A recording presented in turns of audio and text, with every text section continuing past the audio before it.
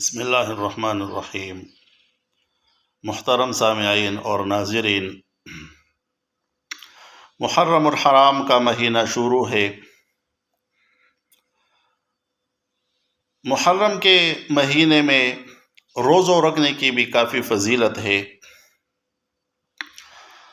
خاص طور پر 10 محرم جس کو یوم عاشورہ بھی کہا جاتا ہے۔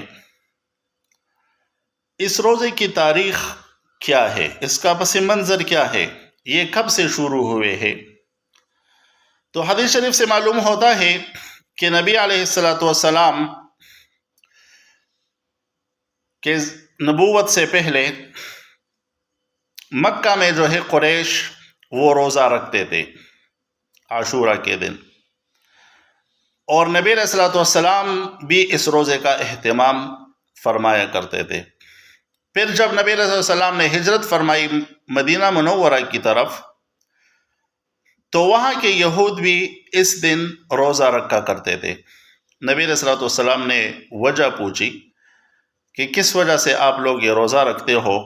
تو یہود نے کہا کہ چونکہ حضرت موسیٰ علیہ السلام کو اس دن اللہ پاک نے نجات دی تھی اور فرعون کے لشکر کو اللہ پاک نے غرق کیا تھا، تو موسیٰ علیہ السلام نے شکرانے کے طور پر اس دن روزہ رکھا، اس لیے ہم بھی روزہ رکھتے ہیں۔ تو نبی علیہ السلام نے پھر فرمایا کہ ہم تو موسیٰ علیہ السلام کے زیادہ حقدار ہیں۔ تو نبی علیہ السلام نے بھی اس دن روزہ رکھنا شروع کر لیا اور اس کو برقرار رکھا۔ لیکن فرق صرف یہ ہے کہ یہود کے ساتھ جو ہے مشابہت کسی کام میں بھی نہیں کرنی چاہیے۔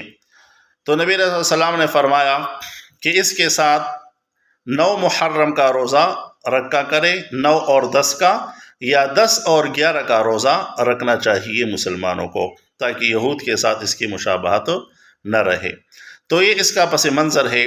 جس کو بھی اللہ پاک نے، تو اللہ پاک جس کو توفیق دے دے، قدرت دے دے اور طاقت دے دے، تو ان 2 دنوں میں روزہ رکھنے کی کافی فضیلت ہے، اور اس فضیلت کو حاصل کرنے کی ہر مسلمان کو کوشش کرنی چاہیے۔